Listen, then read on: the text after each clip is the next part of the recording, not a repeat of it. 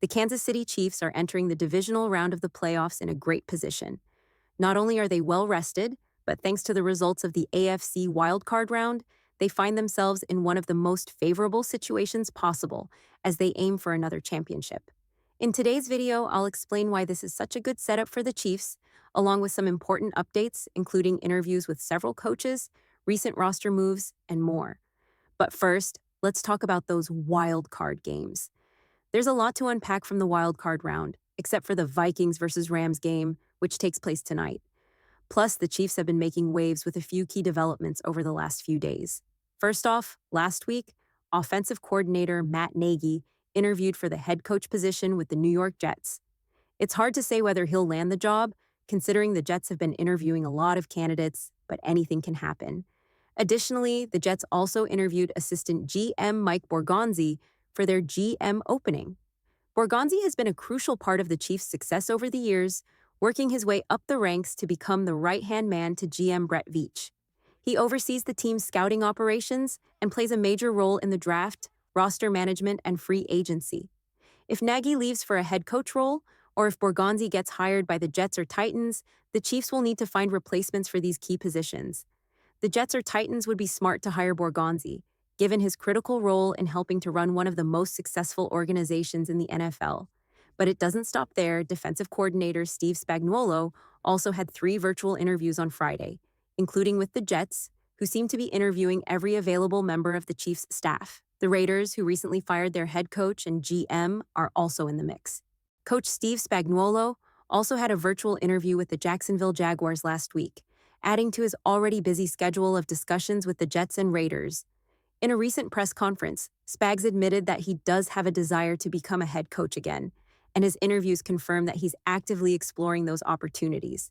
Whether he ends up with one of these teams remains to be seen, but in my opinion, he certainly deserves another shot as a head coach. I'd hate to see him leave Kansas City, but no matter where he ends up, I'll always wish him success. Unless, of course, he's facing the Chiefs. If he were to take the head coaching job with the Raiders, I'd be pretty sick about it for years to come. But regardless of where he goes, Spagnuolo, a 4-time Super Bowl champion, will bring incredible value to that organization. If he does leave, the Chiefs will have some big shoes to fill when it comes to finding a new defensive coordinator.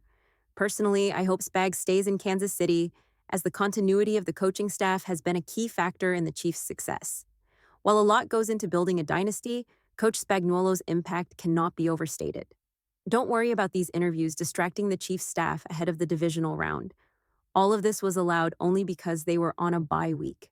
Once their season resumes, no more interviews can take place until their postseason run ends, which, fingers crossed, will be after they win their 3rd consecutive Super Bowl. On another note, the Associated Press recently released their All-Pro Honors List. This list is compiled by a panel of 50 media members who vote on the top players at each position. The Chiefs were well represented, with 4 players making the list. 3 of them, left tackle Joe Thuney, center Creed Humphrey, and defensive tackle Chris Jones, were named to the first-team All-Pro. Cornerback Trent McDuffie earned a spot on the second team, just behind Patrick Surtain II and Derek Stingley Jr. While some fans are upset about who did or didn't make the cut, it's hard to argue with the selections. Personally, I would have loved to see Trey Smith make the list. He's had an outstanding season, and the Chiefs should do everything they can to keep him on the roster for years to come. With the offseason approaching, one player to keep an eye on is Trey Smith, as he'll be a free agent at the end of the season. But that's a conversation for another time. I do want to mention that some people feel Trent McDuffie could have easily made the first-team All-Pro as well, and while I agree, I'm still happy for the players who were honored. I also wanted to share a heartwarming story about a Chiefs fan named William Mashburn. Last week, Mashburn refused to let Chiefs cornerback Jalen Watson shovel his driveway. When Watson took to X, formerly Twitter, asking for a shovel, Mashburn reached out and offered to do it himself. Watson ended up sending him his address, and Mashburn showed up at his house to shovel the driveway. In return, Watson gave him an authentic signed Jalen Watson jersey. But Mashburn didn't do it for the jersey. He simply wanted to help out a fellow Kansas City fan and a player who's done great things for the team. Chiefs players have been paying it forward too. Over the weekend, offensive linemen Creed Humphrey and Trey Smith were seen helping a woman get her car unstuck after the snow and ice piled up. It's this kind of community spirit that really makes the Chiefs stand out. And in even more exciting news, Patrick Mahomes and his wife Brittany announced the birth of their third child. Their new baby girl is named Golden Ray Mahomes. Patrick had set a goal to secure the Chiefs' first-round bye so they could have their baby before the divisional round of the playoffs, and that's exactly what happened. Now that their baby is here and both mom and baby are healthy, Patrick can shift his focus back to the task at hand, winning big this weekend. Speaking of the playoffs, the Chiefs will be facing off against the Houston Texans at Arrowhead this Saturday at 3:30 p.m. Before we dive into that divisional round matchup, I'll touch on some recent roster moves. On Friday, the Chiefs signed 2 players to reserve/future contracts. These deals don't count against the salary cap until the new league year begins, which means they're often signed by free agents or practice squad players whose team's seasons are over. Signing a futures contract locks these players in with the Chiefs, preventing them from negotiating with other teams. Teams can sign as many players to reserve future deals as they want, as long as they don't exceed the 90-man roster limit that kicks in on the first day of the new league year. It's worth mentioning that wide receiver Justin Watson was signed to a futures deal by the Chiefs back in February 2022, and he ended up making a real impact on the roster. This just goes to show that you can't write off these players too quickly. You never know who might fight their way onto the 53-man roster before cutdown day and potentially contribute on the field. Now let's talk about the 2 players the Chiefs signed to futures contracts. The first is defensive back Jason Taylor II, a 25-year-old safety from Oklahoma State. Taylor was drafted in the 7th round of the 2023 NFL Draft by the Rams. Unfortunately, he was placed on injured reserve early in the season and later ended up on the Chiefs' practice squad before being released. However, he was picked up by the Cardinals and joined their practice squad. While his NFL experience is limited, having only played in 8 games and recorded 5 tackles with the Rams, he's known for his athleticism, especially his impressive vertical and broad jump. He also has an elite speed grade on his relative athletic score, so there's potential for him to develop into a solid player. The second player the Chiefs signed is linebacker Shaun Bradley, a 6th-round pick by the Philadelphia Eagles in the 2020 NFL Draft. Bradley is 27 years old and played 3 seasons with the Eagles, collecting 45 total tackles. While his defensive stats are modest, he played over 300 snaps each season on special teams. This could be his ticket to earning a spot on the Chiefs roster, as he'll need to build trust with special teams coordinator Dave Toub, who values players who can contribute in that area.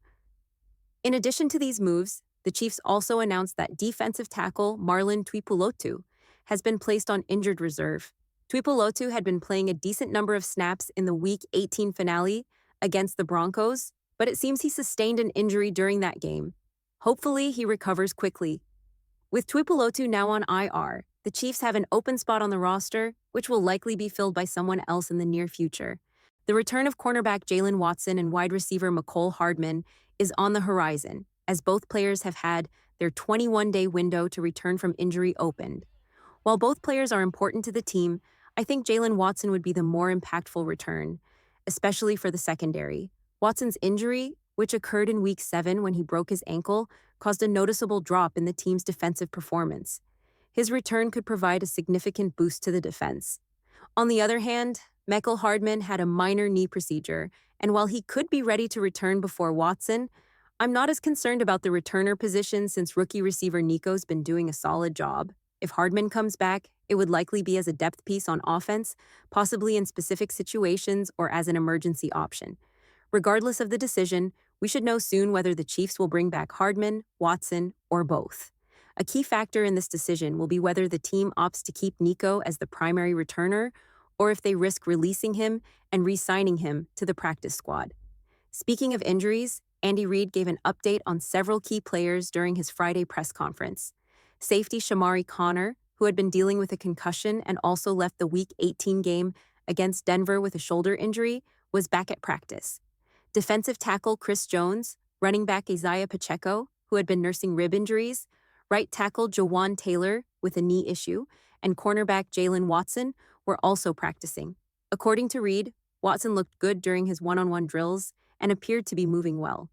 Additionally, Reid shared that left tackle Donovan Smith is headed in the right direction after playing in the Week 18 finale. There was some debate about whether Smith or Joe Thuney should start at left tackle for the divisional round, and I had a great conversation with Seth Kaiser last week about this topic. If you haven't checked it out yet, I recommend giving it a listen. While Reid acknowledged that Smith would like to have a few plays back from the second half of the Broncos game, it sounds like he's feeling good heading into the next challenge. There were a couple of reps where Donovan Smith struggled in the Week 18 game, but it will be interesting to see what the Chiefs decide for the divisional round against the Houston Texans. Andy Reid was non-committal about whether Smith would start at left tackle, which has left fans wondering about the decision. Joe Thuney filled in at left tackle when the Chiefs played the Texans on December 21st, a game where the Chiefs pulled off a win despite a tough stretch of 3 games in just 11 days. I expect the Chiefs to win this time around as well, but we'll have to see what adjustments they make. Now let's rewind a bit and talk about the Texans' impressive performance in the wild card round. They absolutely crushed the Chargers in a game that many thought the Chargers were going to win. However, Justin Herbert threw a shocking 4 interceptions, which is wild when you consider he only threw 3 all season leading up to the game. To make things worse, Herbert was sacked 4 times, and the Chargers averaged just 2.8 yards per carry on the ground. Despite a monster day from wide receiver Keenan Allen, who finished with 9 catches for 197 yards, it wasn't enough for the Chargers. One of Herbert's interceptions was a pick six, and another came just on the next drive, nearly being returned for a touchdown again. That set up a field goal for the Texans, adding up to 10 points off turnovers. The Chargers also struggled on third downs, converting just 3 of 11 attempts, and they turned the ball over on downs once and failed to convert on their only red zone opportunity. The Texans weren't exactly stellar on third downs either, converting only 5 of 14, but they were much more effective in the red zone, converting 2 of 4 attempts. The pick six by Eric Murray turned a 13-6 game into a 20-6 game, putting the game out of reach for the Chargers. Texans quarterback C.J. Stroud threw for nearly 300 yards and a touchdown. Though he did throw nearly 2 interceptions of his own, he was sacked 3 times, but Joe Mixon and Nico Collins each had over 100 yards, which was more than enough to seal the decisive victory. So, the Texans are headed to Arrowhead to face the Chiefs this Saturday at 3:30 p.m. The forecast calls for frigid temperatures, somewhere around 10 to 15 degrees, with wind chills likely dipping close to 0. The Chiefs are currently 8-point favorites, with the over-under set at 42 points, so it's shaping up to be an exciting matchup. Honestly, I'd be pretty shocked if the Chiefs lose to the Texans in this game. In my opinion, this is the best possible matchup for Kansas City out of the options in the AFC wildcard. Given the choice between facing the Broncos, the Chargers, or the Texans, I definitely prefer playing the Texans. Some of you might agree, and here's why. Would you really want to face the Chargers again for a third time? Their defense has been solid, and while Justin Herbert is a talented quarterback, he made a few mistakes in that wildcard game.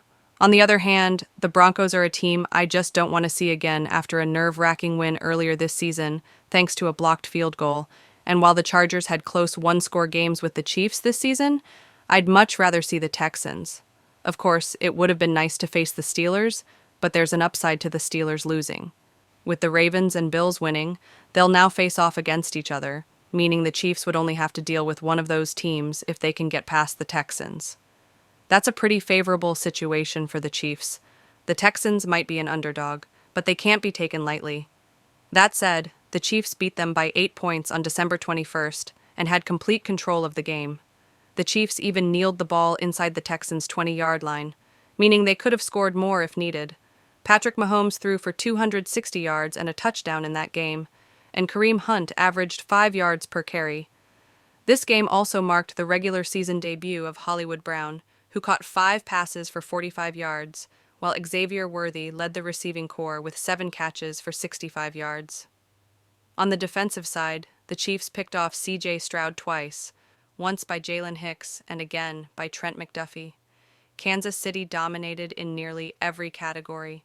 They controlled time of possession, converted 50% of third and fourth downs, and were 3 for 5 in the red zone.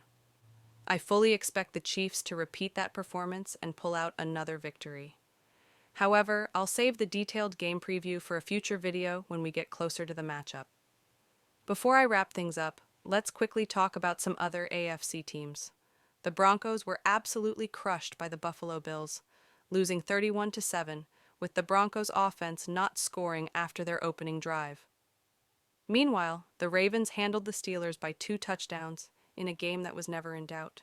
So, the Ravens will now travel to Buffalo for a showdown between the second and third seeds on Sunday evening. That's one to keep an eye on as we head into the next round of playoff games. I'm really excited for the AFC Championship game, which will feature the winner of the Ravens versus Bills game facing off against the winner of the Chiefs versus Texans.